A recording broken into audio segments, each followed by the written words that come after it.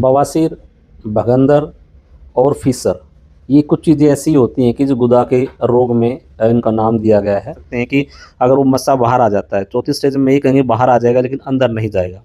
तो ये होता है जी बवासीर का। कि लोगों का जो खान-पान होता है, ज़्यादा मिर्च मसाले का सेवन करते हैं, तो जो बॉडी के अंदर ना इंडाइजेशन हो जाता है जिससे कब्ज़ बन जाती है, और कब्ज़ के होने के कारण से जो नीचे एनस का रास्ता आता है, उसके अंदर फुलाव हो जाता है। आयुर्वेद के द्वारा एक अक्षार सूत्र विधि होती है, जो WHO द्वारा 98.6 बवासीर, भगंदर और फीसर, ये कुछ चीज़ें ऐसी होती हैं कि जो गुदा के रोग में इनका नाम दिया गया है। आजकल जो युवा हैं वो फास्ट फूड की तरफ भी काफ़ी जाते हैं, क्या उससे भी हो जाती है? हाँ, ये उसके होने के 100% चांस होते हैं, क्योंकि आज के टाइम हम केवल ज़हर खाते हैं। नमस्कार साथियों, आप देखना शुरू कर चुके हैं देश अब तक न्यूज़ और आपको अलग-अलग जगह की जो है वीडियो दिखाते रहते हैं। आज बवासीर जो बीमारी है उसके बारे में बात करेंगे कि किस तरह ये होती है और डॉक्टर साहब हमारे साथ हैं। डॉक्टर साहब नमस्कार सबसे पहले। नमस्कार जी, सीताराम।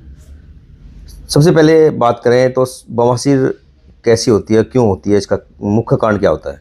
बवासीर का मुख्य कारण हम यही कह सकते हैं कि लोगों का जो खान-पान होता है, ज़्यादा मिर्च मसाले का सेवन करते हैं, तो जो बॉडी के अंदर ना इंडाइजेशन हो जाता है जिससे कब्ज़ बन जाती है, और कब्ज़ के होने के कारण से जो नीचे एनस का रास्ता होता है, उसके अंदर फुलाव हो जाता है, और फुलाव होने से फिर क्या होता है, कुछ मांस का हिस्सा बाहर महसूस होता है। तो उसके कई स्टेज होते हैं, जैसे उसका बाहर निकलना और एक बार अंदर ही रह जाना, तो अलग-अलग पेन के करैक्टर होते हैं ये। अगर मान लो मस्सा अंदर की साइड है तो मरीज़ को हल्की सी चुभन महसूस होती है। अगर मान लो सेकंड स्टेज में आ जाता है तो हल्का-सा फुलावट महसूस होता है हाथ लगाने से। तीसरी स्टेज में हम ये कह सकते हैं कि अगर वो मस्सा बाहर आ जाता है, चौथी स्टेज में ये कहेंगे बाहर आ जाएगा लेकिन अंदर नहीं जाएगा। तो ये होता है जी बवासीर का। तो बात करें एक्सपीरियंस की, तो कितना एक्सपीरियंस आपको अब तक हो मेरे चुका है? को 15 से 20 साल का एक्सपीरियंस है सर अब तक। तो इन बवासीर का जो है इलाज किस तरह यहाँ पर किया जाता है? हम अक्षार सूत्र विधि द्वारा करते हैं, जो 100% सफल रहता है। 5 से 7 दिनों के अंदर बवासीर है, भगंदर है, जड़ से खत्म हो जाती है। बवासीर, फीसर, भगंदर, इनके अंदर क्या होता है कि गुदा के अंदर जलन महसूस होती है, और कई बार मवाद महसूस होता है। उसके पेशेंट कहता है कि कई बार मुझे लैट्रिन के रास्ते खून भी आता है, और चुभन भी होती है, जलन होती है, और कई बार मस्से जी बाहर आ जाते हैं और अंदर नहीं जा पाते हैं। तो ये इसके लक्षण होते हैं। बवासीर का लक्षण क्या होता है? बवासीर का लक्षण ये कह सकते हैं कि जब पेशेंट हमारे खुद बताएगा कि डॉक्टर साहब मुझे लैट्रिन करते समय, पोटी करते समय कुछ दर्द महसूस होता है, कभी-कभी मुझे वहाँ पे जलन भी महसूस होती है, और कभी कहेगा जी मुझे वहाँ से कुछ खून भी आना महसूस होता है। तो ये लक्षण होते हैं बवासीर के, सिंपल सर। तो इसका इलाज किस तरह संभव है? ऑपरेशन से होगा या बिना ऑपरेशन के किस तरह संभव है? देखिए सर, मैं किसी पैथी के बारे में ज़्यादा नहीं कहूँगा, लेकिन मैं एक आयुर्वेद द्वारा प्रमाणित, जो हमारी आयुर्वेद के द्वारा एक अक्षार सूत्र विधि होती है, जो WHO द्वारा 98.6 प्रमाणित है, कि अक्षार सूत्र विधि से अगर हम इसका इलाज करते हैं तो परमानेंटली ट्रीटमेंट होता है। अदरवाइज देखो, पेशेंट हर जगह से कहीं मेडिसिन खाते हैं, ऑपरेशन कराते हैं, तो रिकरेंस की सुविधा बनी रहती है सर। रिकरेंस होने के चांस होते हैं दोबारा से। तो जैसे साफ सुथरे से आप करते हैं तो दोबारा होने के कितने चांस है? इसमें कोई चांस नहीं होता सर दोबारा होने का। परमानेंट ट्रीट होता है, क्योंकि वहाँ पे जो आर्टरी वेन होती हैं वो परमानेंट वहाँ से ब्लॉक हो जाती है, इलास्टिसिटी गायब हो जाती है वहाँ से अक्षार सूत्र से।